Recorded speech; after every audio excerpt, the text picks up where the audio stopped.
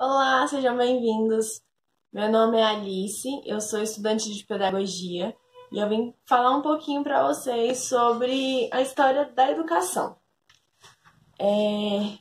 Uma das perguntas, um dos questionamentos desse trabalho foi quais características foram identificadas dos modelos educacionais no decorrer da história e quais foram as suas contribuições à formação do sujeito para a sociedade. Então, a gente volta lá no início e a gente começa a falar do período da Idade Média, ali onde o Renascimento, o período da educação moderna, o período do Iluminismo, que era um ensino regido pela Igreja Católica, era a educação onde as propostas pedagógicas eram religiosas. O que esse ensino oferecia? Ele oferecia conteúdos e metodologias que auxiliariam e proporcionariam uma educação completa, humanizada, personalizadora, transformadora e uma realidade de mundo cada vez mais coerente, né? Eles visavam muito os dogmas, os ensinamentos eram bem rígidos nessa questão. Mas também, assim, com o passar do tempo, eles foram se modificando e alguns dos conceitos e dos objetivos eram com que eles obtessem o respeito e a tolerância religiosa, né? Uma metodologia adequada, sempre visando proporcionar ao aluno, ao educando, o conhecimento dos elementos básicos, que auxiliassem na busca de compreender a vida como um todo, o mundo. Então, esse foi o primeiro período, né? E aí a gente vai para o segundo período, a gente tem o período ali da educação moderna, que é o Renascimento. O Renascimento ele vem trazendo uma nova estrutura, bem como o professor sendo o centro. E aí nós também temos o período da educação moderna, que é o Renascimento, né?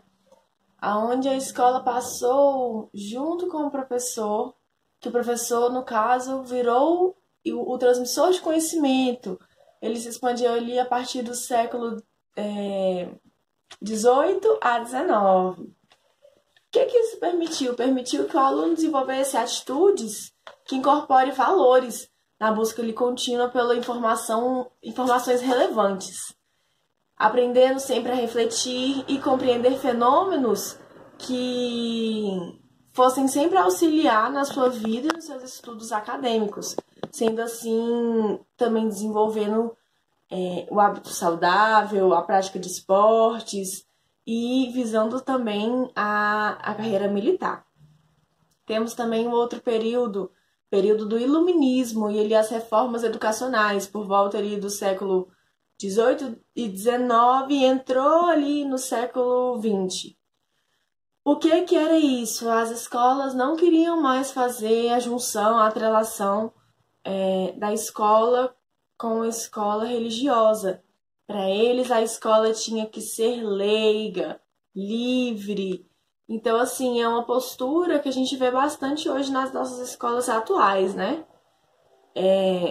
E a escola ela passou a desenvolver um valor real de experiência dos alunos e seus conhecimentos prévios para, sim, fundir a aprendizagem na escola.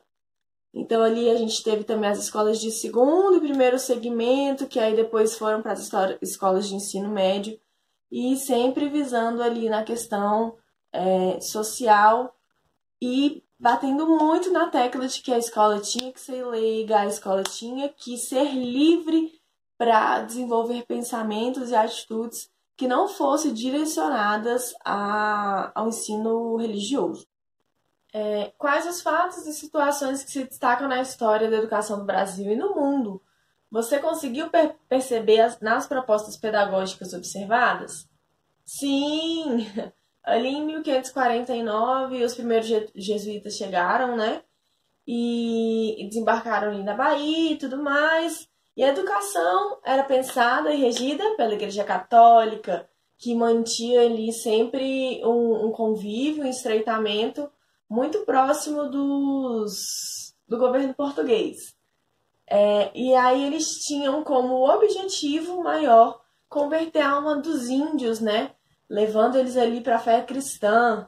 Então, assim, aqui em Brasília nós temos algumas escolas que são regidas pela Igreja Católica, né? Temos a famosa católica, ela não tem a proposta pedagógica tão dos dogmas da igreja, porém, eles têm as matérias, eles têm sim os seus preceitos que eles continuam ainda utilizando bastante dessa gestão de educação.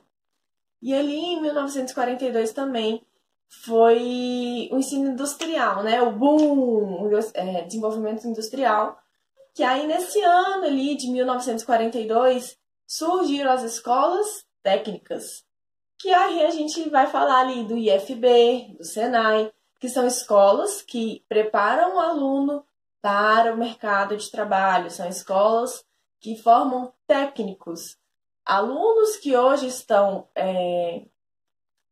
matriculados e cadastrados nas escolas convencionais, mas que atrelam ao ensino técnico, né?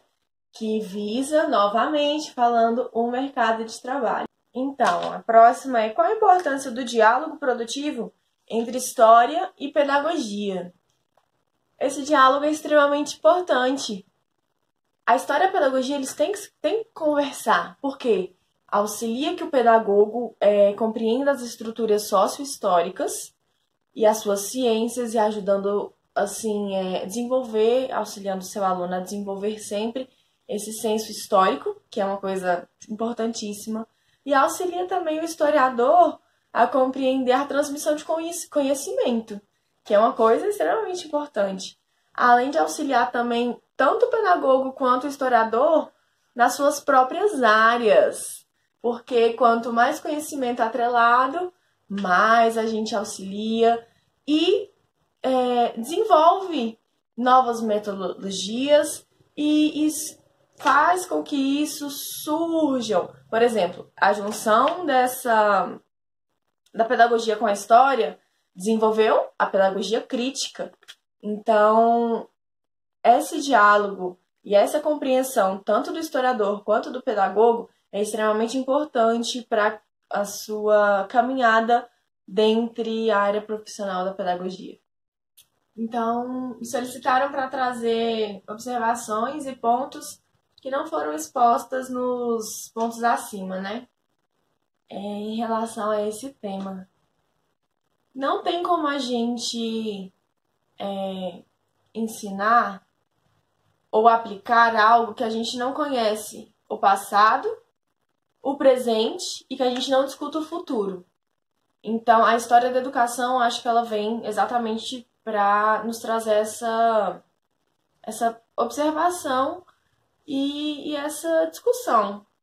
Você tem que saber o que aconteceu lá atrás, de bom, de ruim, para que agora a gente faça a melhor educação possível. E para que a gente traga contribuições para que lá no futuro a nossa educação seja melhor ainda. Nós, como pedagogos, como professores, temos sim que conversar com outros profissionais para que eles tragam a visão deles para a gente. Porque a troca de conhecimento, a troca de conteúdos é uma coisa que nenhum site, que nenhum livro traz. Eu acho que o ser humano, ele aprende com outro ser humano, com o contato do ser humano. Eu acho que essa é a maior essência da pedagogia, o contato, o amor. E esse contato e esse amor, ele começou lá no começo, lá em 1500, lá muito mais longe, né? Mas a gente está falando do Brasil. Então, assim, desde lá, os portugueses precisaram sair lá da sua terra e ir de encontro. Então, a educação, para mim, é isso, ir de encontro ao outro. E a partir do momento que você vai de encontro ao outro, você tem que apresentar para ele o que a gente já passou, o que a gente está passando, e um pensamento de o que a gente poderá passar, para que a gente sempre melhore, sempre desenvolva de uma forma que seja saudável e acolhida por todo mundo.